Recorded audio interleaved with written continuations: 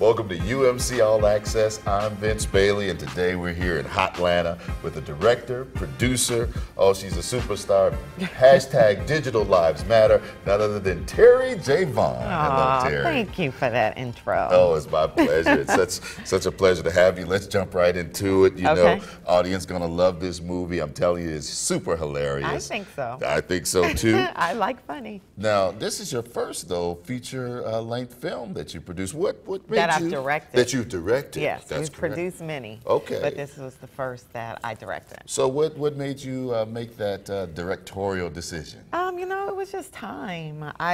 Of course, I've been an actress for over 20 years.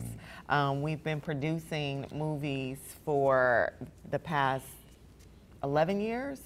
Through our company, Nina Holiday Entertainment. We've had several movies to premiere on TV. And, you know, just as an artist, you're always looking for ways to stretch yourself, continue to grow in your artistry. And, you know, directing was just the next step and was kind of something I was already doing anyway. I just wasn't doing it, you know, officially. Yes. Yes. Officially. Well, what was the development process? What was it like for you? I mean, I understand there's a relationship with you and the writer. Talk about that. So it's written by my producing partner, Cass Sears, Beatles, who's the other half of Nina Holiday Entertainment. And so we actually were introduced to this group of guys and girls through our other producing friend, Ricky Hughes, and she has her company, Magic Lemonade. And we were introduced to Archive Entertainment, who had this plethora of talented, funny comedians, and they were social media superstars. DC Youngfly, Emmanuel Hudson, Ernestine Johnson, and many others, Nav Green, Brussy. So they had this, it was like a camp of talent, and they would, you know, create all these characters and do all this sketch comedy, and we were introduced to them, and we started just kicking around the idea of creating a movie that was specific for them, like based on some of the characters they were creating and just based on how they have built their fan base. So Cass, you know, came up with the script. They talked about a storyline. Cass wrote the script.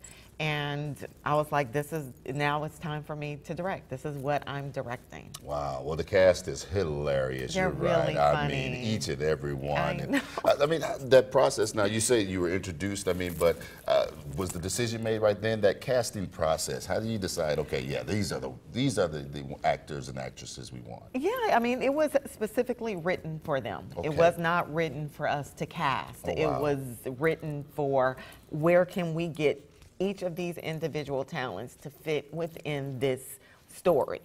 And, you know, we casted just a few of the roles, but all the main roles were written specifically for them. No. And that's just different. That is like, different. That doesn't really happen, especially with unknown talent. Like, they're not known. A lot of them, it was their first films ever. And they did fantastic. Absolutely. Well, you say unknown, but like DC Youngfly, well, yeah. I mean, 3.6 million followers. I think he's Instagram. at 5 million now. When we did the movie, he was at 3 point something, and now I think he's at like 5 million. Wow, wow. Yeah. So that's a new phenomenon. Yeah. I mean, the social media stars, does social media following, I mean, does that play a role in your casting decision, you think? Or do you think it will in the future? I think it definitely does now. Not just for me, just for the entertainment business overall. That's how it goes down now. They're looking at people's followers. How many do they have? And that's so different than how I came into the game. It was just about the grind and the hustle and the study of the craft and just being good and showing up and doing the work. And now it's like, you don't, you know, you kind of have to do the work. You have to build a following. But the difference is I think that those who do the work, they stay. They have longevity. You know, it's like you can get the opportunity because you have all those followers and numbers, but if you show up to the party and you're not ready, It's going to be the last Yeah. party. Yeah, Yeah. yeah. Well, DC Young Fly, I mean, what again, he was just hilarious. And he's such a great guy, such a great kid, and I'm just so excited for him. His career is just really, and Emmanuel as well. Emmanuel, that's right. Yeah, then that's his sidekick in the movie, and they also are in Nick Cannon's Wild 'N Out together. Yes. So they're a comedic and duo. both Atlanta boys. Yes. You know, the whole cast is Atlanta. Yes. The whole cast, crew, everything was Atlanta based, and that was on purpose. We're really trying to build the film industry foundation here of people that actually live here, so that when people come film, they don't necessarily have to bring. There are people here that are talented enough. Talk about the chemistry of DC and Emmanuel. I mean, they really play off of each other very well. It was perfect because they're so different. Yes. They're just so different. The and nerd and the yes. yeah. And they're both so funny. Yeah. You know, but DC is like out loud. He lives out loud. Everything is just big and full of energy. And Emmanuel is really low key, and his comedy is a little more sarcastic kind of comedy, a little more subtle, a little more brainy. Yes. Genius. Yes. That's a hint. Yes. Genius. Yes. But so it plays it fit so the well. characters Yes. perfectly. Like I said, we wrote the characters specific for how these guys are. Wow. Another superstar or Atlanta superstar you have is Rodney Perry in the movie, who plays Pops, DC's father. He does. They have an interesting relationship as well. Talk about that a little bit. Well, Rodney, of course, he's such a good friend of mine. We've been friends forever. We both moved here from Los Angeles. Okay. So we've been friends forever, and he's, Rodney is just funny. He's a funny guy. He's a funny stand-up comedian. We've done a couple of movies together. I've played his wife before in a movie. So, I know what he brings. So when we were looking for a father for DC's character in the movie, we were like, okay, well, who's here? And it's like, Rodney's here. And that was that, right? And we were like, Rodney. He was like, I was hoping y'all was going to call me. We were like, yay. So it worked out perfectly. Well, the relationship that DC and Pops Yes. have, I mean, was that kind of a stroke towards our own community, our black community, how fathers and sons relate to one another? Yeah, I think, it's... Sons and dads relate to one another. Yes, because it's funny. In my household, just watching my husband and my sons, it's so funny. It's like he always has a story. It's always, I'm like, wow, this is like really true. So, and Rodney Perry, he is a dad. Yes. So he's a dad, and he's hysterical and says off-the-wall crazy stuff. So it just worked perfectly. And then with DC spewing whatever his little stuff is back. Everything, yeah. So it just works. It worked very well. Nav Green, you mentioned. Yes. Ernestine Johnson, B. Yes. Simone. Tell us a little bit about these characters, these actors. So Ernestine Johnson, I've been knowing for a long time, actually, because she used to take my acting class. I teach acting classes here in Atlanta, and I met her from taking my classes. And she's a fantastic actress, and she's a poet. She's been on Arsenio Hall. She's by her own right, she's a star.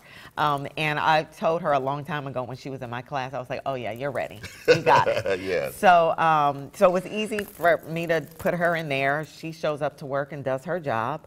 And Nav Green, who I met from the guys at Archive. And Nav is just this hilarious comedian, sketch comedy, improv, and he plays two characters in the movie. I know. And they were both based on his characters that he created. The Uber driver and oh my God. Uber, not Uber, Uber driver. Right. Yes. So we were like, because at first, originally, we were having two different people play, each role. But then we were like, they're Nav's characters. Let him play both of them. And he did, and it's just brilliant. Great choice. Great choice. And I wonder if people will get that they're the same people because they look completely it took different. me a minute. It took me a minute. When he was in the shop, you know, I said, wait a minute. Because we got him, he looks different. And the scenes are right next to each other, so you would think immediately, you say, that's the same guy, but it took a minute. It took a minute, right? Yeah, that's due to great makeup and hair. Kudos. Or like up. Right. Like up. It's about social media. Digital lives matter. Hashtag digital lives matter. Again, the name of the movie. And we meet some of the social media followers out there, like the twins, who have a party with no guests. I mean, don't give away too much. Okay, I'm sorry. But it was hilarious. It was a hilarious scene. But, I mean, can you talk about? I mean, could that really have happened? First of all, does that happen to people? What, when they throw a party? Two people having a party. And no one's there. We hope not. No, I hope that doesn't happen. It's pretty sad. It's pretty sad, but that's okay because DC comes and saves the day. And the followers that he discovers out there in person. I mean, talk about some of those characters. They were hilarious. Well, you mentioned B. Simone, who plays his girlfriend as well, and we found her. Yes, thirsty girlfriend.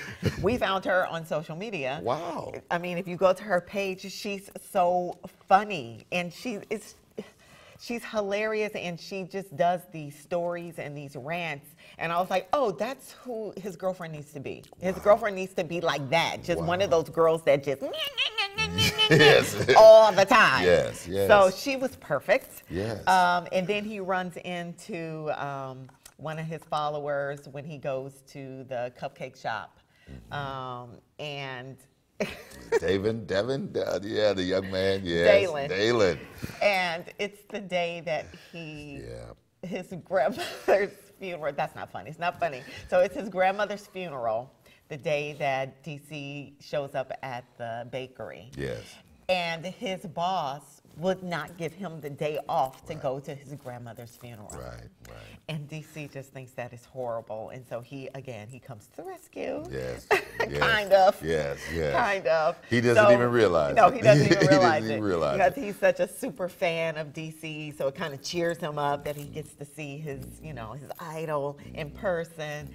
And the interaction that DC has with him is so funny because DC is just always DC, meaning he says whatever, even to his fans, and it's funny. It's funny to watch, and it's real life. It happens in real life. That's right. You have in this world of social media the influencers and the followers, and that's a big, of course, theme. And talk about those relationships. I mean, what makes a healthy social media relationship? Well, I think the whole point of the movie is taking the responsibility of what we are doing on the social media platforms, and it really does go both ways.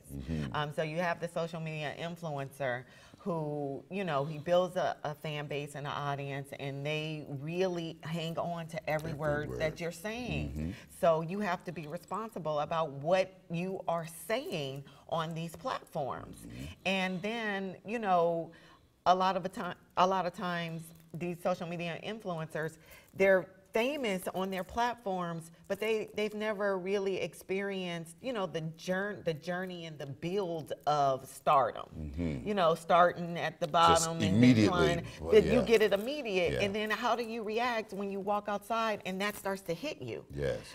So there's a responsibility there, and then also there's a responsibility for the followers. It's like, these are human beings. They're people too. It's not like, they're untouchable or don't have feelings and don't, what they say a lot of mean stuff on social media to us. Yes. To the people that they're following, to celebrities or whatever. They say mean stuff, and we're people. Yes. That hurts our feelings too, just like it would you. So I think that the point of the whole movie is to just really take the responsibility on both sides of how we're treating each other on these platforms. There's several different types of, say, influencers, like the cheerleader, like an Oprah, you can do it, you can do it. And then, for the followers, you have, trolls, people that are they're just out there just to tear down everything. Which I think is so crazy. Yeah. Who thinks like that? To sit at home and that's what you do. You go through and you make mean comments on purpose. It's like you're purposely trying to hurt people. Why? It's So just you've so really crazy. tapped into, I think, the phenomenon that is true today. This is the real reality show. It is. Huh? It is. Was that the idea? Was that the Well, the impetus? idea was definitely to do a funny movie. We really wanted to do a hood comedy, very much reminiscent of what Friday was for us, Yes, and yes. you know, the community in South Central and Los Angeles. We wanted to do that for the community here in Atlanta. So it was important that all the stars lived here, were from here, had their fan base here, because I think that there's something powerful and impactful about empowering and uplifting a community. Like, Yes. this is the story of our hood. Yes, yes. You know, DC lives down the block. Yes. This is our hood. Yes. So that was on purpose. And also it was on purpose that the story wasn't just funny, and because it's very funny and silly, and we do a lot of silly stuff, but at the end of the day, it has a message. Yes. And it's about being responsible on these social platforms. You know, you said something that I thought immediately as I watched this. It is the Friday for the millennials. Yeah. It's the Friday for the millennials. You Yeah. got to see it. Now, you two have a social media presence out there. Yeah, So, a little bit. Not as much as DC. well, but yours is pretty significant. So talk about one of the either best or worst scenarios, experiences that you've had with social media. I've had a lot of beautiful moments. Of course, I've had like some raggedy moments too, but most of my moments have been something beautiful. And I'll just mention something that happened yesterday. There's a hair product that my girlfriend Nicole Ari Parker suggested to me. Okay. And she got it from someone she met online. So I hit the girl up on her social media platform. She hit me back. I tried the product and I really loved it. So I told her eventually I would do a post for her because it really helped me and I loved it. So yesterday I was like, oh, let me do the post for her. And I did a post just saying, I used this product. I really did love it. It helped me with my hair situation. And she hit me back on a DM and was like, she has been getting hit up so much with orders. Oh my goodness. And I was just so excited that happened for her because, you know, she's an entrepreneur, young Black woman, entrepreneur, her own product that she's making with her hands out of love to, you know, help people. Yes. And it helped yesterday. She just sent me, she was like, it's been a phenomenal day. I'm making orders all day. Yes. And I was like, this is how social media is. It's good when you use it for good. Oh, that is awesome. Yeah. A good influencer. Thank you so much for Yeah. that. Yeah. Well, the music is awesome. The soundtrack. Oh, yes. Yeah. All independent artists. A lot of DC has a lot of songs in there. Emmanuel has a couple of songs in there. And all the rest of the artists are all based in Atlanta. Again, and on purpose. Now, I saw David Banner's name there as Yes. well. David Banner lives in Atlanta. I know. Get like me. Yes. Yep. So he helped us with the score. He did the score of the music. So yeah, we got a lot of great people. Just Awesome. support. It's a great support system here. So I love my brother, Yes. David Banner. Now, have you always wanted to direct? No. No? No. I knew I always wanted to create. Directing came later. It was just like the next evolution. It was like just the next thing to do. It's like, what else do you do? Okay, so now I'm acting. I love acting. I love making people laugh. I love, you know, I really believe that laughter is healing. So I love that. I love that I can create our own TV shows. I love that I can create movies. I can put myself in those movies. I can put my friends in those movies, people that deserve opportunities. And now it's like, okay, well now the next thing was to direct. Yes. And what's after that? I don't know. It's going to be something. Well, the question is almost redundant. I'm sure you plan to continue directing. Oh, yeah. Uh-huh. Yes, absolutely. No doubt about it. No. No doubt about it. No. All right. Well, you live here in Atlanta. Yes, I And this is, Georgia was recently, recognized as number one in the world. In the world. Location. So this film and TV industry here in Atlanta has got to be very exciting for you and everyone around. I agree. It really is. It's a good time. Do you think that this is going to continue here? Is it going to continue to grow? What do you think? I do. I think that it will continue to grow, and more importantly, I feel like it's creating more opportunities for people, especially for the independent filmmakers. I think that it being #1 here, because Atlanta is such an independent kind of city, just from the music scene, the entertainment scene, entrepreneurship, just really the community here is just really fueled by entrepreneurs, the spirit of being an entrepreneur and doing things on your own and making it happen and building your team. And I think with the film industry itself growing so much, that just means those independent entrepreneurs that create on their own, there's just more opportunities for us. And that I love. And would you say that's what makes Atlanta such a great place to shoot now? All those things that are For there, me, locations, yes. I mean, the And the city. seasons. It's Yes. like, I mean, Georgia is just, it's a great state because you get those seasons without the, you know, adverse extremes of those seasons. You know, we get a winter, but it's not like Chicago winter. Right. You know what I mean? Right. And we get a beautiful fall. We get a hot summer, but it's not, you know, it's not extreme.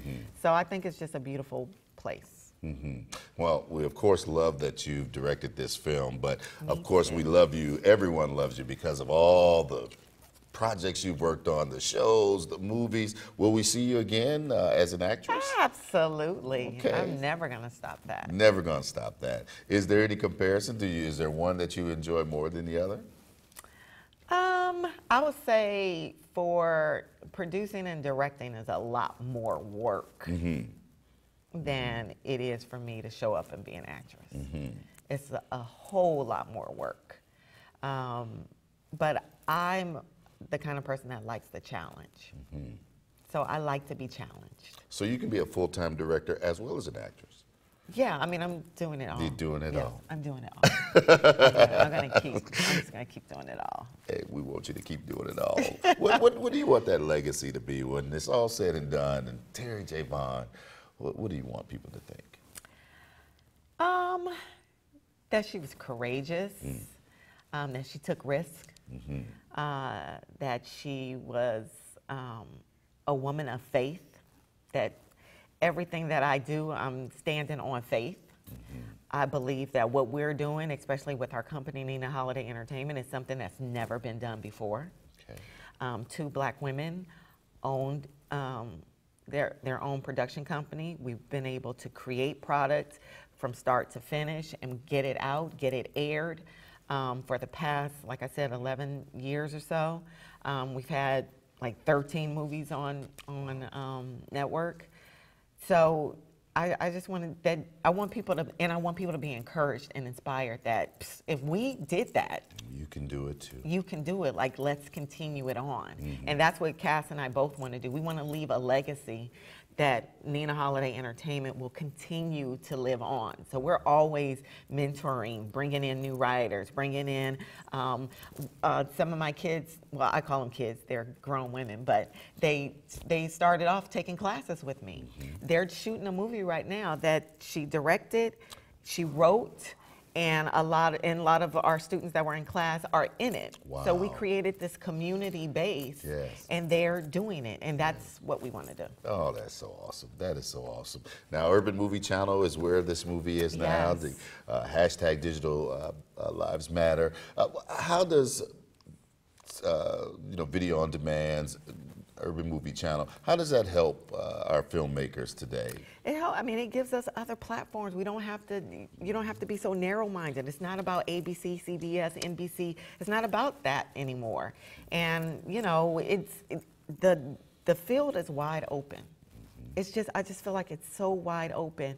And specifically for networks like the Urban Movie Channel, it helps us. It's an opportunity. They're saying, guys, come here to us. It's like we don't have to keep banging on these other doors. Why? Making your knuckles bleed when there's a home. There's a home for you. So that's what I love about it. And an opportunity to tell our stories. Absolutely. The way we want to tell them with who we want to tell them. That's Absolutely. powerful. Yeah. Well, I tell you, directing looks very great on you, Terri. It looks very good. Congratulations. Thank you. Congratulations. Keep up the great work, and thank you so much for being with us Thank here you so much. today. I really appreciate it. It's a big opportunity.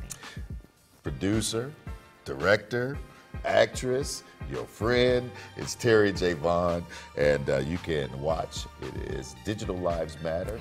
Hashtag Digital Lives Matter on UMC.tv. I'm Vince Bailey for UMC All Access. We'll see you next time.